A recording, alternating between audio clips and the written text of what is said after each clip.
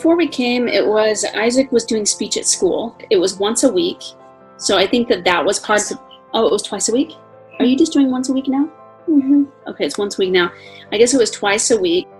But the problem was I didn't know what he was studying, like what they were working on. And so occasionally he would bring home things from speech that he'd say, hey, Mom, we need to work on this for speech. And so then we would work on it together, but I just wasn't very involved in knowing what was happening. And we did meet with the speech teacher, I think it was just once a year. So it was very rarely did we meet with them. So there was just not a lot, and I didn't even have their email. There was like, there's no close contact with them. And in fact, his first speech teacher was really good, and she had made fun games and stuff.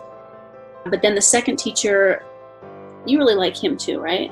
Mm-hmm. I just didn't feel like he was as good, and that's who he is right now. But Isaac really likes him, so he doesn't like that I'm saying that. But and so that's just been the experience. That it was just once to twice a week. Now it's once a week, but I just wasn't involved. I don't know what he's. Yeah, it's hard. They have high caseloads, and you're in groups, so like a lot of times you divide the time.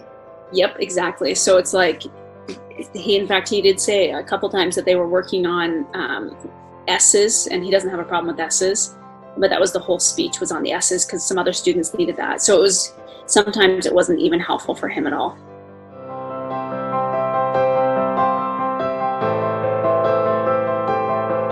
I feel like doing it online, it's convenient.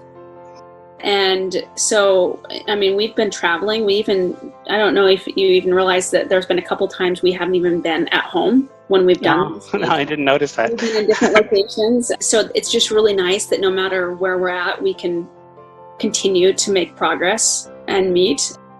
And so that his speech isn't ever interrupted, And so I think that for me, the biggest thing is convenience with the online. And I feel like at first I may have been slightly hesitant that it was as good as like in person. But I would say after the first time, my concerns were completely appeased with that. Right. That I felt like you were able to meet with him as much, and like I feel like it was just as valuable as meeting in person with the added convenience of not having to drive anywhere and be able to. And kids are even the young kids I work with, preschoolers, 3-year-olds, they'll be waving. Like, I don't think the technology is as big a deal for the kids as it is for us. Yeah. Like it's just accepted now. They're used to FaceTiming on the phone. Yep.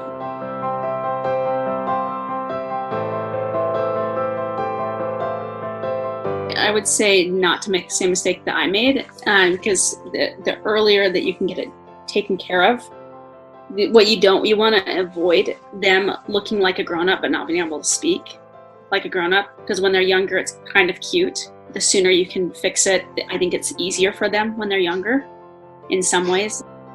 So the sooner you can fix it, the less in their consistently they've been practicing and doing it the wrong way. So help them fix it earlier is what I would say. If I could go back, I would have done it earlier. Okay. Great. That's it. That's all. All right. All right. You ready? Thank you. I appreciate it. Yes.